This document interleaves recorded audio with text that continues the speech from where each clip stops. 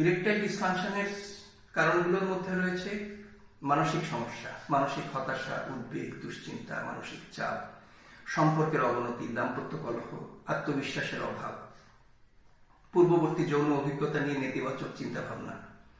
শারীরিক কারণের মধ্যে রয়েছে রক্ত প্রবাহের সমস্যা, যেমন উচ্চ রক্তচাপ, হৃদরোগ, করোনারি আর্টারি ডিজিজ, ডায়াবেটিস এগুলো। স্নায়বিক সমস্যার মধ্যে রয়েছে পার্কিনসন্স ডিজিজ, মাল্টিপল স্ক্লেরোসিস, মেরুদণ্ডে কোনো অপারেশন হওয়া বা আঘাত লাগা যার কারণে স্নায়ু ক্ষতিগ্রস্ত হওয়া। এছাড়া কিছু রয়েছে হরমোনজনিত সমস্যা, যেমন শরীরে টেস্টোস্টেরন হরমোনের অভাব, হাইপোথাইরয়েডিজম এগুলো। কিছু কিছু ওষুধের পার্শ্ব প্রতিক্রিয়াও হতে পারে, যেমন উচ্চ রক্তচাপের ওষুধ, মানসিক রোগের ওষুধ, ঘুমের ওষুধ। এছাড়া কিছু কেমোথেরাপি এবং হরমোন থেরাপির ওষুধের পার্শ্ব প্রতিক্রিয়ায় ইরেকটাইল ডিসফাংশন হতে পারে। সবচেয়ে বড় জিনিস হচ্ছে অস্বাস্থ্যকর জীবনধারা, অ্যালকোহল সেবন, ধূমপান, স্থূলতা, অস্বাস্থ্যকর খাবার, পর্যাপ্ত ঘুম না হওয়া, এগুলো এর জন্য দায়ী।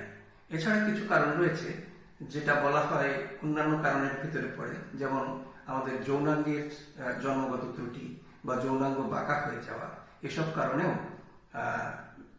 ইরেকটাইল ডিসফাংশন হতে পারে। ধন্যবাদ সবাইকে।